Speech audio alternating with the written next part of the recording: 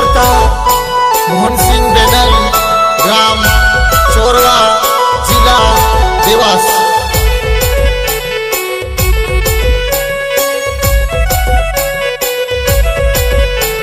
Bhole digital recording studio, Akshay भाई पलसो। तुम्हारो फूल गोरी में थारो भवरो, तारा लिए हो धर के मारो जीवड़ो।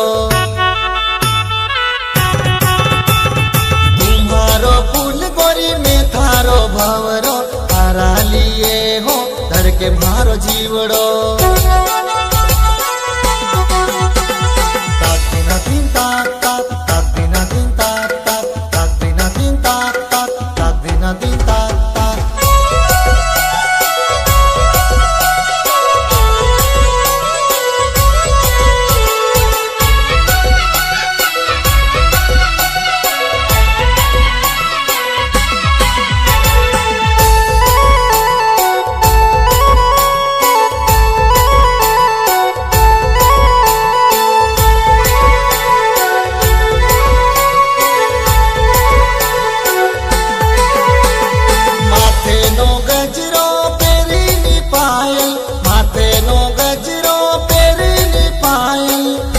देखीन छोरी हुई जू में घायल, तुसे देखीन छोरी हुई जू में घायल।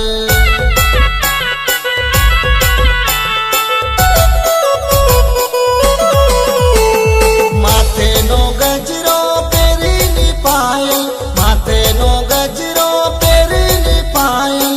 तुसे देखीन छोरी हुई जू में घायल, तुसे देखीन छोरी हुई जू में घायल।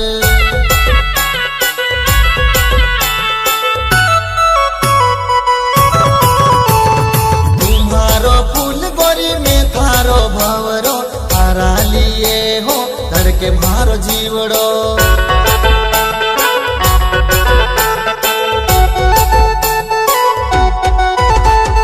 तुम्हारो फूल गोरी में थारो भवरो, तारा लिए हो धर के मारो जीवड़ो।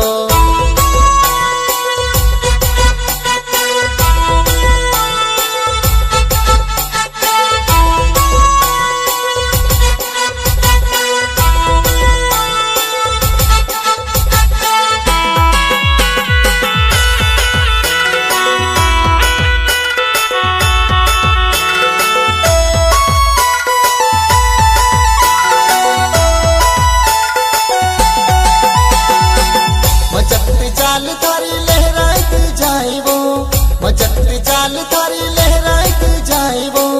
चुंदड़ी समाल गोरी हवा में उड़ी जाइबो, चुंदड़ी समाल गोरी हवा में उड़ी जाइबो।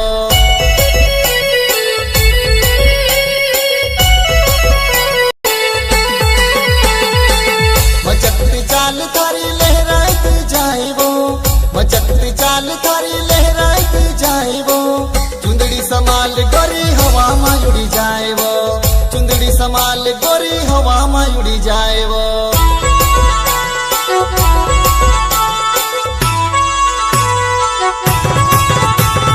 तुम्हारो फूल गोरी में थारो भवरो, तारा लिए हो धर के मारो जीवड़ो।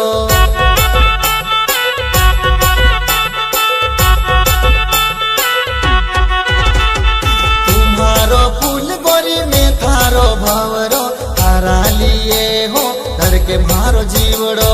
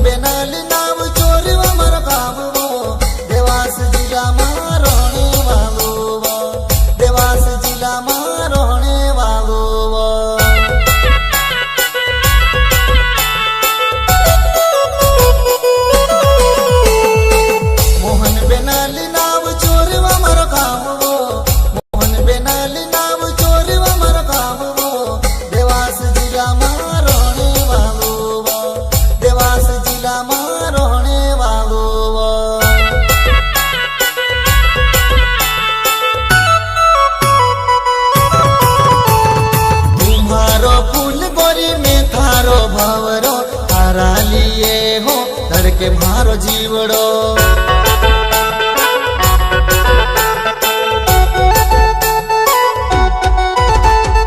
तुम्हारो फूल गोरी में थारो भवरो तारा लिए हो धड़के मारो जीवड़ो. तारा लिए हो धड़के मारो जीवड़ो.